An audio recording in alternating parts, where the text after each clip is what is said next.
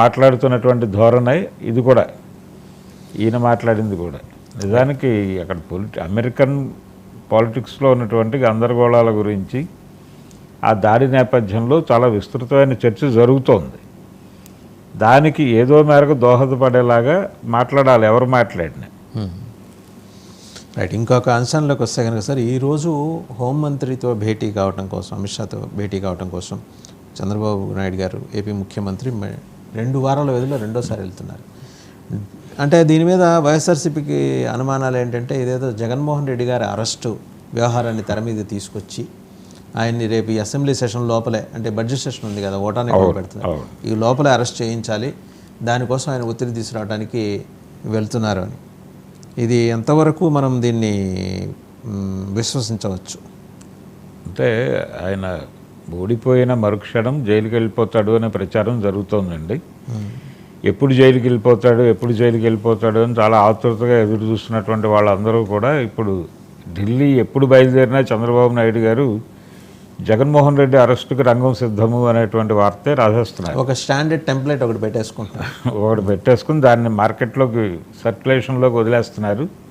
ఇది ఒక ప్రమాదకరమైనటువంటి ధోరణి. అంటే వాళ్ళు అధికారంలోకి వస్తే వీళ్ళు జైలుకు వెళ్తారు, వీళ్ళు అధికారంలోకి వస్తే వాళ్ళు జైలుకి వెళ్తారు అనేది ఒక అప్పుడు అలా రాలేదు. అలాంటి కథనాలు అప్పుడు వచ్చిన కథనాలు ఏంటంటే, తనని కేసుల నుంచి పడేయించుకోవటం కోసం వెళ్ళి వాళ్ళ కాళ్ళు పట్టుకుంటున్నాడు.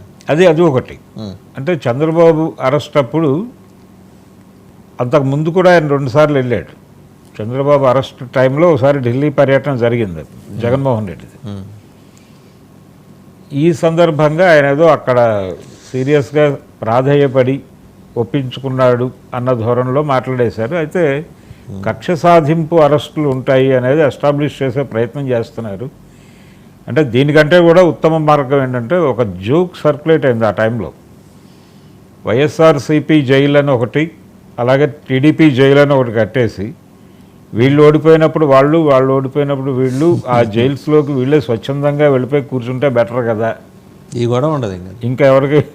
అంటే ఎవరి రూమ్ వాళ్ళకి కేటాయించి అక్కడ నేమ్ ప్లేట్ పెట్టేసి స్ట్రైట్ అవే వాళ్ళకి కేటాయించిన గదిలోకి వాళ్ళు వెళ్ళిపోయి ఉండిపోతారు. ఈ పరిపాలన నడిచినంతకాలం అక్కడి నుంచి అసెంబ్లీకి వస్తారు, ఎవరైనా గెలిచిన వాళ్ళు ఉంటే, లేకపోతే అక్కడే ఉంటారు. ఇలాంటి జోకులు సర్క్యులేట్ అవడానికి అవకాశం కల్పించేవిగా ఈ కథనాలు నడుస్తున్నాయి. ఆయన ఢిల్లీ వెళ్తోంది, అమిత్ షాని కలవబోతోంది జగన్మోహన్ రెడ్డి అరెస్టు కోసం మాత్రమే కాదండి, ఇంకా ఇతర విషయాలు చాలా ఉన్నాయి. పర్టికులర్గా ఈ మధ్య జరిగినటువంటి ముఖ్యమంత్రుల సమావేశం చూసాం మనం. రేవంత్ రెడ్డితో జరిపినటువంటి సమావేశం, విభజన హామీలు, విభజన వ్యవహారాలు, వీటన్నిటికీ సంబంధించి కూడా మాట్లాడవచ్చు ఆయన అమిత్ షాతో. అంటే in fact that is the main part of his agenda అండి.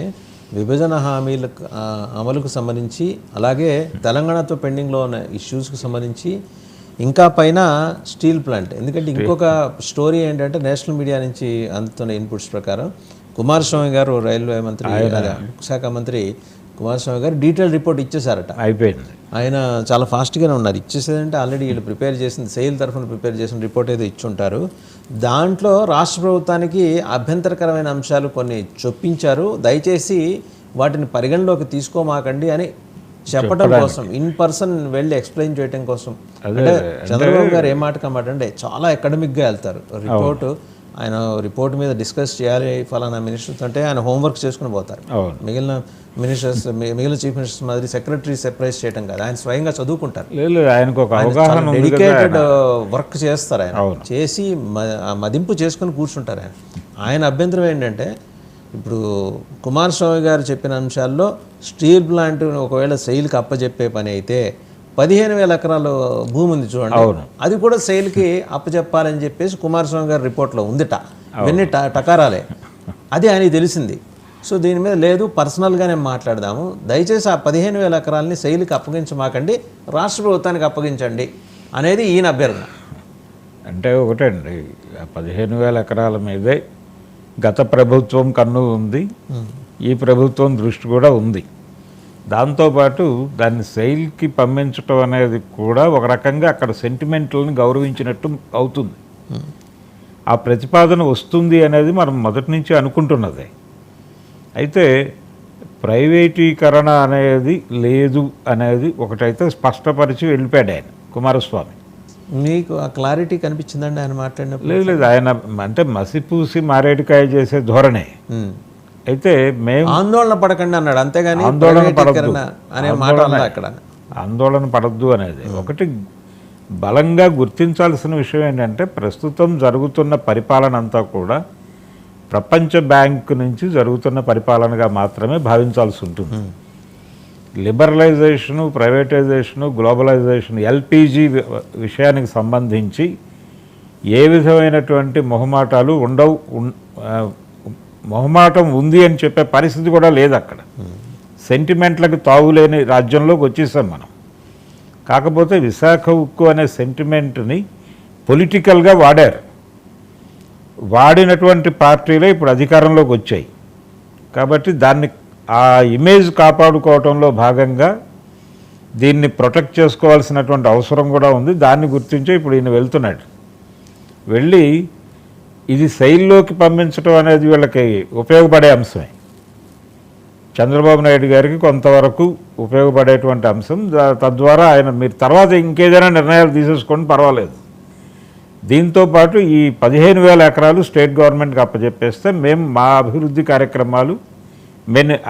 కార్యక్రమాలు అంటే విశాఖనే ఆయన ఆర్థిక రాజధాని అంటున్నాడు.